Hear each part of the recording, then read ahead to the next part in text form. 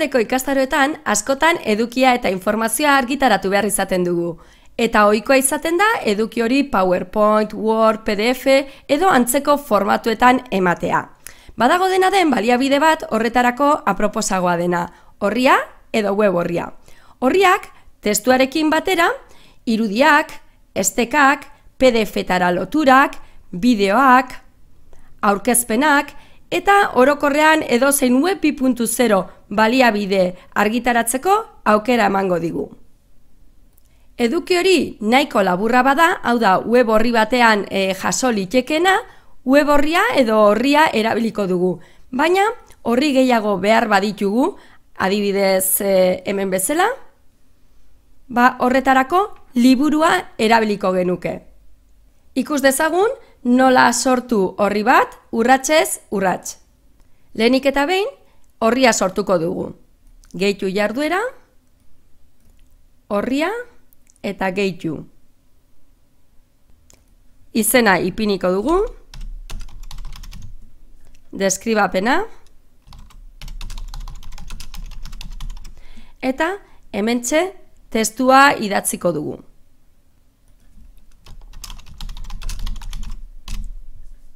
Guk kopiatu egingo dugu testua denbora ez galtzeko. Behin testua dugunean, bestelako baliabideak eranzten has gaitezke. Adibidez, bideo bat txertatuko dugu.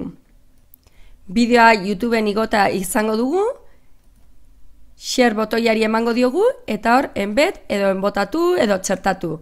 Kodea kopiatu, eta gure ikastarora bueltatuko gara, bertan HTML botoia sakatuko dugu, eta hortxe kopiatuko dugu kodea. Eguneratu, eta ikusiko dugu bideoa txertatuta dugula. Esteka bat txertatzeko, aldez aurretik izango dugu esteka horren helbidea kopiatuta, kasu honetan, Wikipediatik, eta gero erabakiko dugu zer estekatu nahi dugun, ikon horri emango diogu, eta hortxe jarriko dugu izena. Esteka bi modutetakoa izan liteke, kanpoko baliabide bat estekatu dezakegu, edo bertan, Moodleen bertan igotako edozein elementu.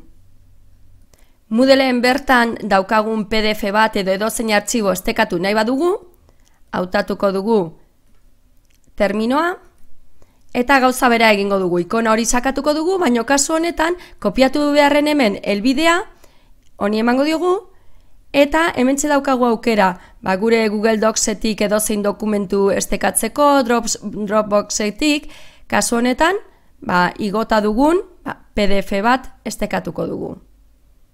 Aukeratu eta txertatu. Modu honetara, ikasleak azalean edo dokumentu guztiak solte izan beharrean, gure web formatoan argitaratutako edukiarekin batera, gure artxiboak, PDF-ak eta abar ipini ahal izango ditugu eta ikasleak topatu ahal izango ditu. Irudi bat ere txertatu ahal izango dugu, horretarako ikono honi emango diogu, bilatu edo igo irudi bat, kasu honetan, adibidez, logoa txertatzeko, aukeratuko genuke fitxategi hau, eta txertatzeko aukera emango digu. Kasu honetan txikixiago egiteko, horrela egingo genuke. Irudiaren gainean bi klik eginda, eta eskuineko botoiari eman da, ebaki, kopiatu, itxatzi edo berriz ere editatu ahal izango dugu, eta nahi balin badugu eskuinean ipini edo txikiagoa, eta bar. Orain arte txertatutakoa edo hobeto ikusi nahi balin badugu, handituko dugu editorea, eta hementxe daukagu txertatutako guztia, testua, estekak, kanpoko estekak, barruko estekak, irudiak, bideoak, eta orokorrean edozein web 2.0 txertatu nahi izan ezkero, erabiliko genuke HTML botoi. Gogoratu, hementxe daukagula HTML botoia, eta horri eman da edozein etiketa, HTML etiketa txerta dezakegula. Ikusi dugun bezala beraz, web orria oso egokia da gure ikastaroetan edukia web formatuan argitaratzeko. Gogoratu, eduki hori laburra bada, web orria edo orria izango da behar dugun baliabidea.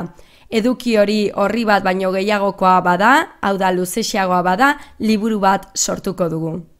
Hauxe izan da guztia, espero dugu baliagarria izatea.